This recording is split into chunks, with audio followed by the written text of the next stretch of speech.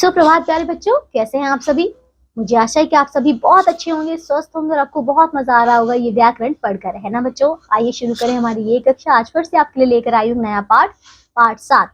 इस पाठ का नाम है नाम के बदले, यानी कि इन प्लेस ऑफ नेम। आइए शुरू करते हैं। देखिए यहाँ पे बच्चों आपको कोई चित्रकथा दी है, इसमें लिखा है बगीचा भ्रमण। ठीक है, देखिए तो यहाँ पर एक बच्चा कह रहा है कि रीता तुम कहाँ जा रही हो। अब रीता ने कहा मयंक मैं अपने कुत्ते के साथ बगीचे में जा रही हूँ। ठीक है, इस पर मयंक कहता है कि क्या मैं भी तुम्हारे साथ चल सकता हूँ।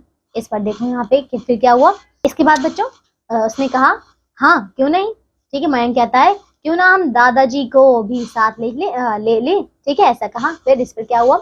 अब देखो यहाँ पे रीता कहती है कि दादाजी क्या आप हमारे साथ बगीचे में चलोगे, है ना। दादाजी ने कहा कि हाँ क्यों नहीं, है ना। देखिए बच्चों सबके अपने अपने नाम है ना। फिर देखो अब क्या हुआ, किसी भी नाम के स्थान पर जब हम देखो जैसे कि मैं, तुम, आप, हम, इन सारे शब्दों का प्रयोग किया जाता है। ठीक है, इनका करते हैं ना बच्चों प्रयोग, तो यही क्या है हमारे, ये होते हैं सर्वनाम। ठीक है, इससे वाक्य बोलने और सुनने में सुंदर व सरल लगते हैं। ठीक है, चित्रकथा में आपने पढ़ा कि कैसे बच्चे आपस में बात कर रहे हैं ना। इसलिए बच्चों नाम के बदले प्रयोग होने वाले शब्द सर्वनाम कहलाते हैं। ठीक है, समझ गए। अब देखिए यह भी जाने क्या लिखा है। बातचीत करते समय या किसी के बारे में कुछ बोलते लिखते समय बार बार नाम का प्रयोग अटपटा लगता है। ठीक है बच्चों, इसीलिए जो है हम नाम के स्थान पर सर्वनाम का प्रयोग करते हैं। ठीक है, समझ गए क्यों जरूरत है इसकी। अब आओ जाने कैसे हम सर्वनाम का प्रयोग करते हैं। जैसे कि यहाँ देखिए क्या लिखा है, अपने लिए। अपने लिए जैसे कि मैं, अब मैं हम प्रयोग कर सकते हैं मुझे, मेरा, मेरी, मैंने, है ना। या फिर हम तो हमारा, हमने, हमसे, ये।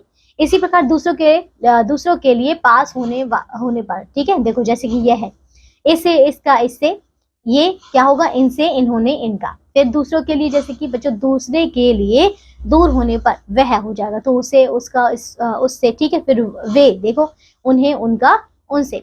फिर बच्चों अपनों से बड़ों के लिए जैसे कि आप, है ना, तो और हो जाएंगे आपका, आपने, आपसे, है ना। फिर छोटे और बराबर वालों के लिए जैसे कि बच्चों तुम, तो ये तुम्हारा, तुमने, तुमसे। ठीक है, सर्वनाम क्या होता है, प्रोनाउन होता है, पास यानी कि नियर, दूर यानी कि फार। ठीक है, अच्छा हमने अपने लिए मैं और हम का प्रयोग किया जाता है, दूसरे के लिए बच्चों तुम या आप का प्रयोग किया जाता है, और बड़ों के लिए हमेशा आप का ही प्रयोग किया जाता है। ठीक है बच्चों, तो ये था हमारा पाठ पूरा हो चुका है। आइए अब हम दोहराते हैं जो भी हमने इस पाठ से सीखा। आओ दोहराएं। नाम के स्थान पर आने वाले शब्द सर्वनाम कहलाते हैं। सर्वनाम के प्रयोग से वाक्य अधिक प्रभावशाली और सुंदर बन जाते हैं। ठीक है बच्चों, और अपने लिए मैं, दूसरे के लिए तुम का प्रयोग होता है। तो ये था बच्चों हमारा छोटा सा पाठ जो कि पूरा हो चुका है। आइए अब देखो आज के लिए सिर्फ इतना ही। अब हम मिलेंगे अगली कक्षा में एक नए पाठ के साथ। तब तक के लिए आप इस पूरे पाठ को दोहराइए, याद कीजिए, इसके अभ्यास के प्रश्न उत्तर भी कीजिए। बाय।